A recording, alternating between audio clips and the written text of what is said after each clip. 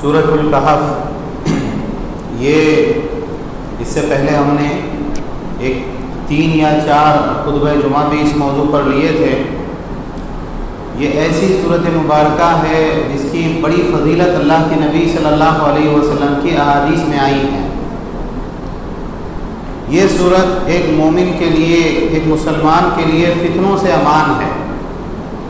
اللہ کے نبی صلی اللہ علیہ وسلم نے بعض احادیث میں یہ بات ارشاد فرمائی کہ جو شخص جمعہ کے دن سورہ کہف کی تلاوت کرتا ہے تو اللہ سبحانہ و تعالیٰ اگلے جمعہ تک ایک خاص نور اس کو عطا فرماتے ہیں۔ نور مطلب ایک روشنی، ہدایت کا نور، جس کے ذریعے انسان حق اور باطل میں فرق کرے، اچھے اور غلط میں فرق کرے، تو اللہ تعالیٰ ہدایت کا نور اس کو عطا فرماتے ہیں۔ اور وہ نور کتنا زیادہ ہوتا ہے، کتنا بڑا وہ نور ہوتا ہے۔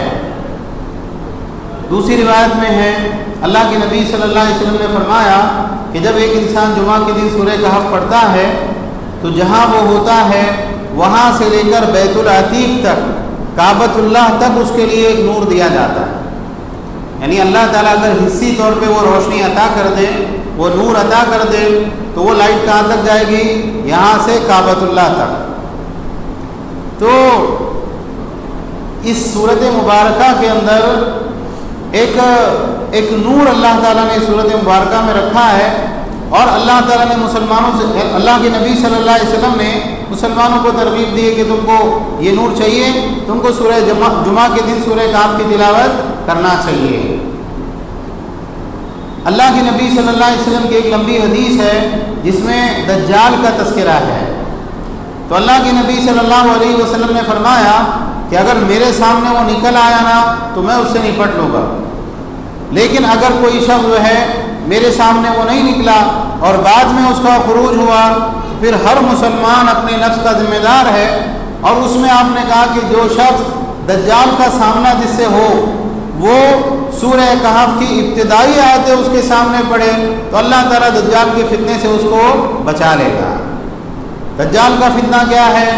دجال کا فتنہ روئے زمین پر شروع سے لے کے آخر تک سب سے بڑا فتنہ ہوگا۔ ایک عجیب و غریب شخصیت، ایک شیطان دنیا میں نکلے گا، اور دنیا میں نکل کے کیا کہے گا؟ میں خدا ہوں، میری عبادت کرو۔ اور ساتھ میں کیا ہوگی؟ جنت ہوگی، جہنم ہوگی، لوگوں کو مارے گا، مار کے دوبارہ زندہ کرے گا، ایسا دکھائے گا لوگوں کو۔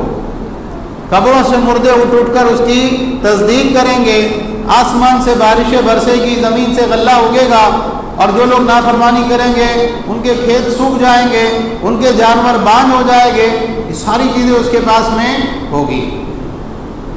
تو یہ سورہ کہف کی ابتدائی آیتوں میں یہ پاور اللہ نے رکھا ہے کہ ایک مومن کا دجال سے سامنا ہو اور وہ اس کے سامنے سورہ کہف کی ابتدائی آیتوں کی تلاوت کر لے، ساری دنیا بہک جائے، یہ مومن نہیں بہکے گا۔ کیوں؟ اس لیے کہ سورہ کہف کو اس نے حاصل کیا تھا۔ تو سورہ کہف کی ابتدائی آیتوں میں جب یہ پاور ہے، بعض روایات میں ابتدائی آیتوں کا تذکرہ ہے، بعض روایات میں آخری آیتوں کا تذکرہ ہے، انسان دونوں ہی یاد کر لے۔ 10 آیتیں شروع سے آخر سے یاد کرنے میں کیا جاتا ہے، بلکہ پورے سورہ کہف حفظ کر لے۔ تو جب اس صورت مبارکہ میں اتنا پاور ہے کہ انسان دجال کے فتنے سے محفوظ رہ سکتا ہے، تو وہ فتنے جو دجال سے چھوٹے فتنے ہوں گے، کیا اس سے وہ محفوظ نہیں رہ سکے گا؟ بلا شبہ وہ محفوظ رہ سکے گا، لیکن یہ ہے کہ انسان اس کو جیسے اس کا حق ہے اس صورت کا، ویسے اس کو یاد کرے اور پھر ویسے پڑھے، اس کے معنی کو سمجھے، اس میں تدبر کرے، تو یہ صورت انسان کے لیے، ایک مومن کے لیے فتنوں سے امان ہے۔ اللہ سبحانہ و تعالیٰ نے اس صورت مبارکہ میں کئی واقعات ذکر کیے۔ اصحاب کہف اور رقیم کا واقعہ اللہ تعالیٰ نے ذکر کیا۔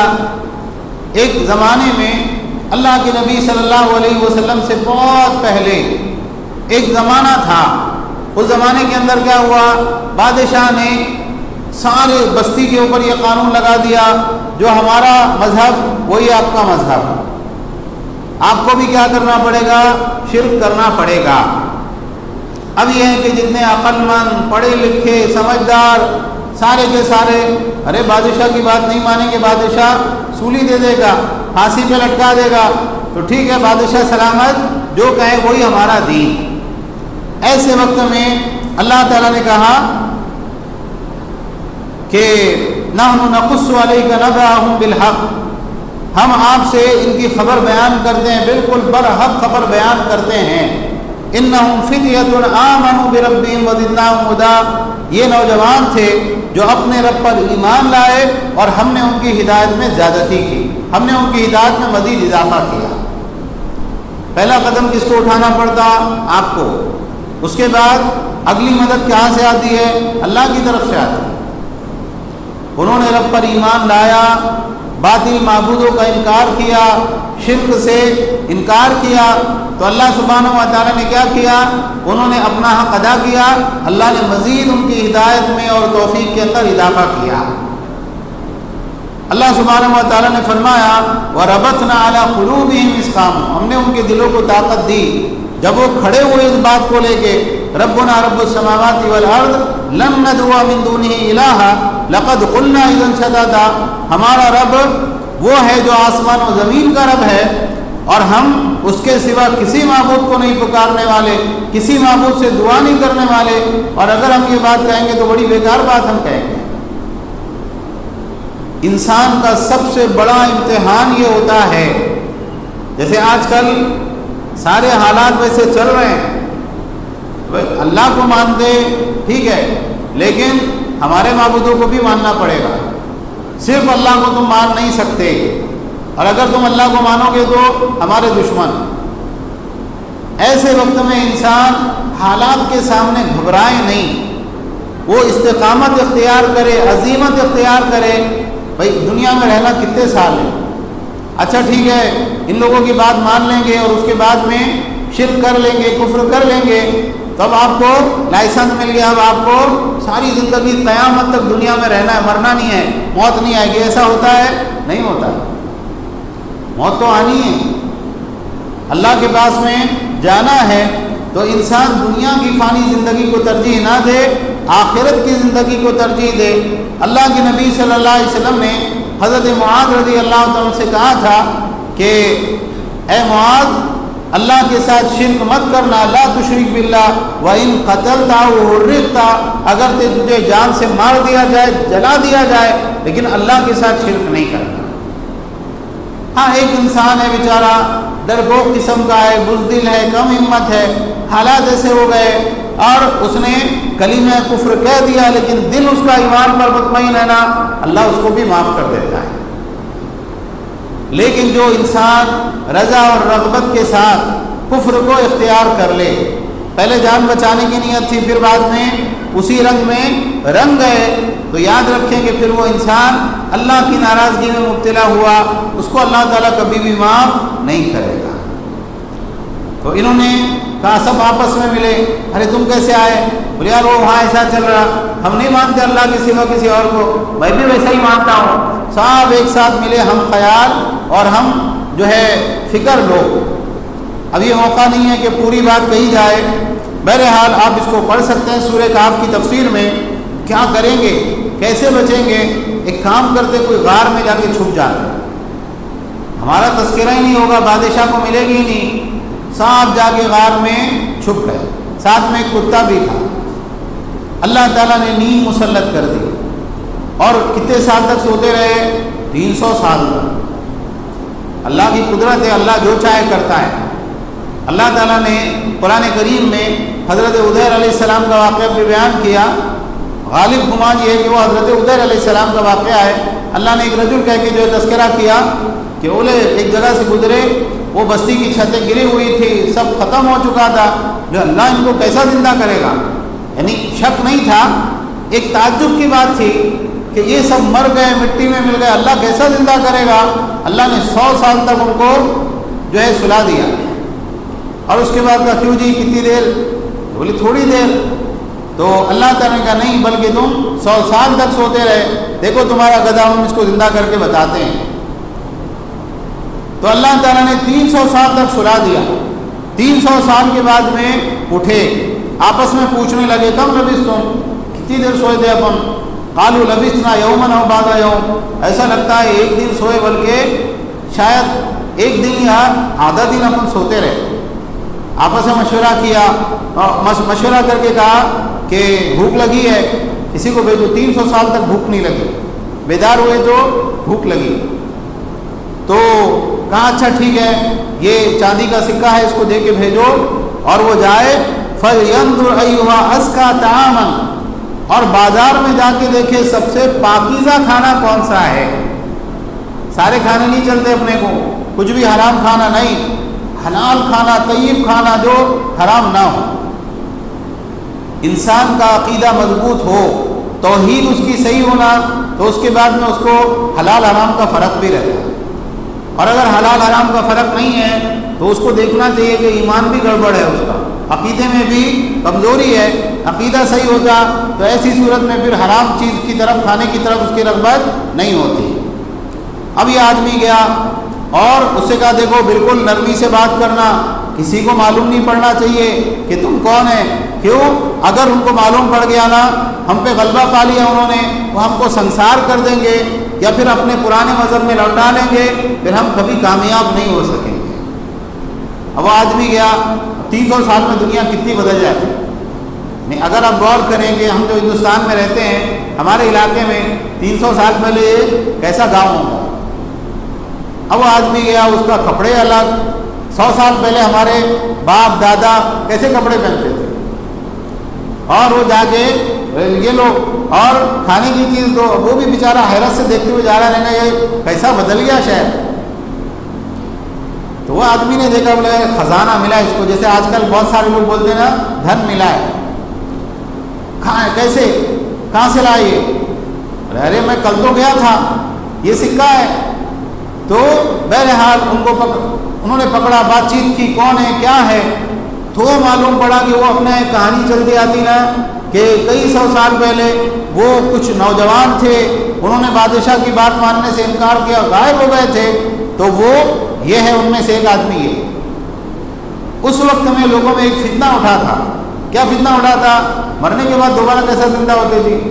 قبر میں گئے، قبر میں سب کچھ ہڈی الگ ہو گئی، گوشت کیڑے کھا گئے، لاش بالکل گل سڑ کے مٹی ہو گئی، اس کے بعد اللہ زندہ کرے گا، کیسا؟ تو اب یہ 300 سال کے بعد میں اٹھ کے آئے، لوگوں نے بولے اللہ ان کو 300 سال سلا سکتا ہے تو اللہ تعالیٰ مرنے کے بعد دوبارہ زندہ بھی کر سکتا ہے۔ یاد رکھیں، انسان اخلاص کے ساتھ اللہ کے صحیح دین پہ قائم ہو جائے نا، ایک سیدھے سادھے انسان سے بھی اللہ دین کا کام لے لیتے ہیں، اور ایسے انداز میں لیتے ہیں کہ پتہ بھی نہیں چلتا۔ تو اللہ نے اصحاب کہف کا واقعہ ذکر کیا، اس کے بعد میں اچھا اس میں کیا ہوا تھا، اللہ کے نبی صلی اللہ علیہ وسلم کے بعد سوالات کیے گئے، آپ نے کہا کل میں جواب دے دوں گا، اور انشاءاللہ کہنا بھول گئے۔ تو اللہ تعالیٰ کی طرف سے 15 دن وحی نہیں آئے۔ لوگوں نے کہا ارے محمد صلی اللہ علیہ وسلم بڑی عجیب و غریب باتیں کہی، بری باتیں کہی، نعوذ باللہ تمہارے شیطان نے تم کو چھوڑ دیا، آپ بڑے غمگین افسردہ رہے۔ اس کے بعد میں وحی آئی اور کہا گیا وَلَا تَقُولَنَّ لِشَيْءٍ إِنِّي فَاعِلٌ ذَلِكَ غَدًا، یہ کبھی بھی مت کہیے کہ میں کل یہ کام کر لوں گا، إِلَّا أَن يَشَاءَ اللَّهُ، ہاں مگر اللہ چاہے گا تو میں یہ کام کروں گا۔ ہم کر سکتے کہ ہماری مشیت سے کچھ نہیں ہوتا، ہم سے وہی ہوتا ہے جو اللہ چاہتا ہے، اور ایمان کا تقاضا یہ ہے کہ ہم اپنے ہر کام میں انشاءاللہ کہنے کی عادت ڈالیں۔ اللہ چاہے گا تو ہوگا، نہیں چاہے گا نہیں ہوگا۔ ہمارے یہاں اتنا یعنی جو ہے اسلام سے دوری اس قدر ہو چکی ہے کہ انشاءاللہ ہمارے یہاں جھوٹ بولنے کا ہتھیار رہتا بہت سے لوگوں کا۔ اللہ رحم کرے، اللہ ہدایت دے۔ یعنی آپ دیکھیں، انسان بولتا انشاءاللہ بول دیں گے نا، اس کے بعد میں اللہ نے نہیں چاہا تو نہیں ہوا، اور اس کی نیت نہیں تھی وہ کام کرنے کی۔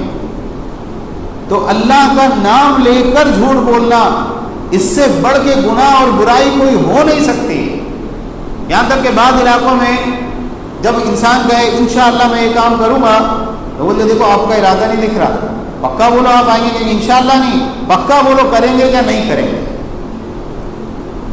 تو انشاءاللہ مطلب میں ضرور کروں گا، میرا ارادہ مکمل ہے، اللہ کا نام میں نے لے لیا، لیکن میرے ارادے سے کیا ہوتا ہے، اللہ کرنا چاہے تو کچھ نہیں ہو سکتا ہے۔ تو اللہ تعالیٰ نے اپنے نبی کو تنبیہ کی اور کہا کہ اگر آپ بھول جائیں نا، جب یاد آ جائے جب آپ کو اللہ کا نام لینا چاہیے۔ آگے اللہ تعالیٰ نے اپنے نبی صلی اللہ علیہ وسلم کو غریب مسلمانوں کے ساتھ رہنے کا حکم دیا، جو اللہ کو صبح شام پکارتے ہیں، اور ایسے لوگوں کے ساتھ رہنے سے منع کیا کہ جن کا دل اللہ کی یاد سے غافل ہو اور جو صرف اپنی خواہشات کی اتباع کرتے ہوں۔ آگے اللہ تعالیٰ نے 2 باغ والوں کا تذکرہ کیا، یعنی دیکھیے اصحاب کہف کے واقعے میں یہ نصیحت ہے کہ اگر حالات خراب ہو جائے نا تب بھی ایمان کو نہیں چھوڑنا۔ ظلم کے فتنے کے اندر تمہارا طرز عمل کیا ہونا چاہیے۔ اس کے بعد میں باغ والوں کا تذکرہ کیا کہ 2 باغ والے تھے، ایک مالدار تھا ایک غریب تھا۔ ایک بڑا باغ والا، ایک چھوٹی سی اس کی زمین تھی، آپس میں بحث ہوئی تو ایک نے کہا دیکھو میرے کو اتنا سب کچھ میرے پاس میں ہے۔ ارے بولے تجھ کو اللہ کو یاد رکھنا چاہیے، جب تو اپنے باغ میں جاتا ہے یہ کیوں نہیں کہتا ماشاء اللہ لا قوت الا باللہ، جو اللہ نے چاہا مجھ کو دیا ہے اور اللہ کے سوا کوئی طاقت اور قوت نہیں۔ تو جب وہ باغ والے نے گھمنڈ کیا اور اپنے مال پر اترایا، اللہ نے اس کے پورے مال کو ہلاک کر دیا۔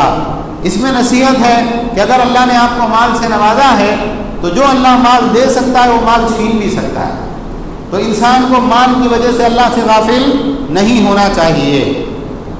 اسی سورۃ مبارکہ میں ایک بہت ڈرانے والی آیت ہے کہ قیامت کے دن کتاب یعنی اعمال نامہ مجرموں کے سامنے رکھا جائے گا، تو اس وقت میں مجرم کہیں گے بالکل ڈرے ہوئے اس سے، یا ویلتنا ما لهذا الكتاب لا یغادر صغیرۃ ولا کبیرۃ الا احصاها ووجدوا ما عملوا حاضرا۔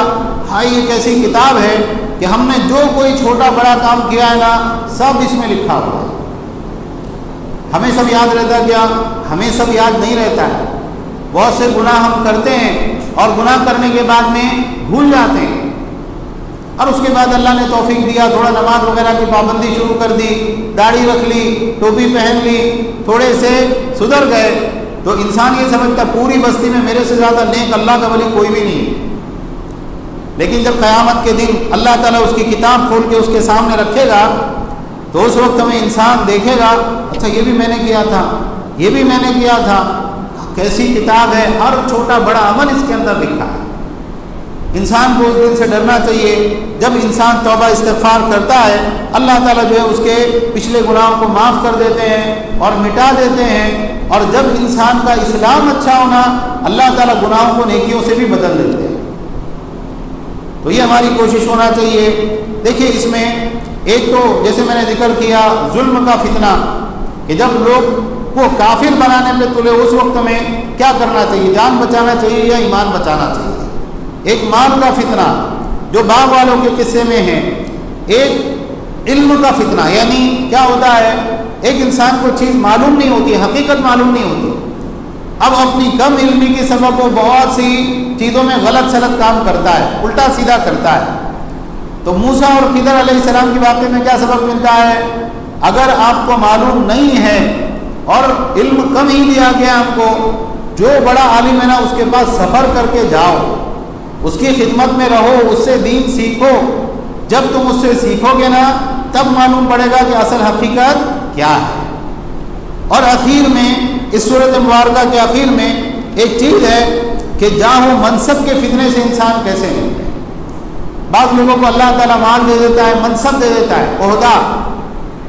ذوالقرنین علیہ السلام کا تذکرہ اللہ تعالیٰ نے کیا کہ جن کو اللہ تعالیٰ نے مشرق و مغرب میں بادشاہ دی، پوری دنیا کے بادشاہ، مشرق میں گئے مغرب میں گئے، تو جب ایک انسان کے پاس میں عہدہ اور مرتبہ ہو اس وقت میں اس کو کیا کرنا چاہیے، اس کا اللہ کے ساتھ تعلق کیسا ہونا چاہیے، اس کا اللہ کی مخلوق کے ساتھ کیسا تعلق ہونا چاہیے، یہ ساری چیزیں اللہ تعالیٰ نے اس قصے کے اندر جو ہے بیان کی ہیں۔ اور بالکل اخیر میں اللہ تعالیٰ نے آخری رکوع میں یہ کہا کہ کیا یہ کافر سمجھتے ہیں کہ میرے بندوں کو میرے سوا اپنا مددگار بنا لیں گے، اپنا ولی بنا کے یہ بچ جائیں گے؟ ہم نے کافروں کے لیے جہنم تیار کر رکھی ہیں۔ تو جو اللہ کو چھوڑ کر اللہ کے بندوں سے پناہ پکڑے وہ جہنم میں جائے گا۔ اور کہا سب سے زیادہ خسارے اور گھاٹے میں کون ہے اعمال کے اعتبار سے؟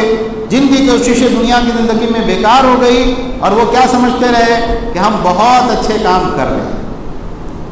اہل شرک کا یہی حال ہے، اہل بدعت کا یہی حال ہے، دنیا کے اعتبار سے فلاں عبادت فلاں عبادت فلاں عبادت، اور آخرت میں اللہ کے سامنے جائیں گے تو کیا ہوگا؟